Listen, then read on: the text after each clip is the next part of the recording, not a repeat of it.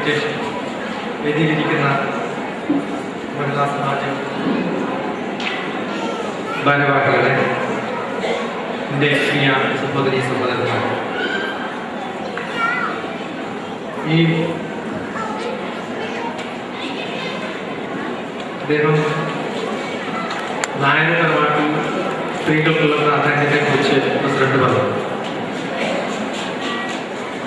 ഞാൻ പഴയ കടത്തനാടൻ രാജ്യത്തിലുണ്ടായിരുന്ന നായർ സ്ത്രീകളുടെ കാര്യമൊക്കെ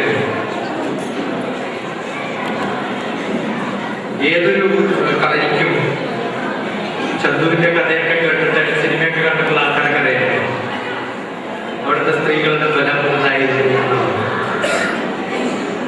ഒരു പഴയ നാടൻ ശീലാണ് പെട്ടെന്ന് മനസ്സിലോട്ട് ആര്യ നാട്ടിൽ പേരന്നോരമ്മ കോലത്തു നാടൂക്കീനാവുകണ്ടേ ഈ കോലസ്വരൂപം വേണം. നാട്ടിൻപാട്ടാണ് ശരിക്കും. ഞങ്ങളുടെ നാടൊക്കെ ചെറുപ്പത്തില് എനിക്ക് കുറെ കൃഷി ഉണ്ടായിരുന്നില്ല. ആരായ്മയോളം എന്റെ ചെറുപ്പത്തിൽ പോലും. അപ്പൊ ആ കൃഷിപ്പാട്ടിലെ സ്ത്രീകൾ പാടുന്ന പഴയ പാട്ടാണ് പെട്ടെന്ന് വന്നു. അന്ന് നാട്ടിൻപാട്ടിൽ പാടുന്ന പാട്ടുകളിലൊക്കെ നായർ സ്ത്രീകളായിരുന്നു അവരുടെ വില്ലത്തിമാർ.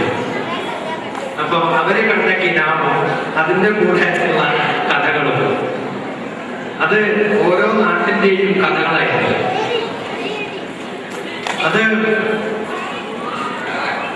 ഒരു നാടൻ പാട്ടിന്റെ ശൈലിയിൽ പാടുന്ന കാലത്തായാലും അത് കഴിഞ്ഞ് കുറേ വർഷങ്ങൾക്ക് ശേഷം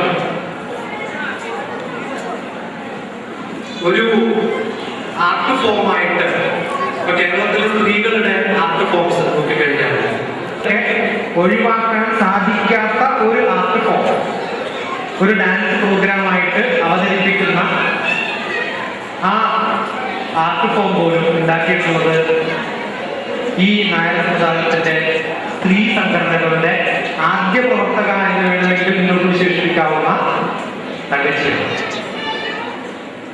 പലരും മറന്നുപോയിട്ടുണ്ടോ? നായർ സമുദായക്കാർ പോലും ഓർക്കാത്തൊരു കാര്യമാണ്.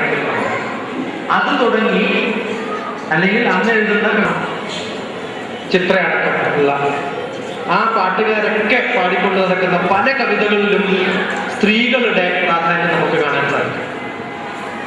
ഒരു സമൂഹത്തിലെ സ്ത്രീകളുടെ പ്രാധാന്യം ഏറ്റവും കൂടുതൽ കാണിച്ചിട്ടുള്ളത് കേരള സ്ത്രീകളാണ്. ആ കേരള സ്ത്രീകൾ ക്ഷീണത്തോടുകൂടി ഇരുന്ന് കുടിക്കാൻ ഒരു ഗ്ലാസ് വെള്ളം വേണം, അതെടുക്കാൻ പോലും ശക്തിയില്ലാത്ത സമയത്ത്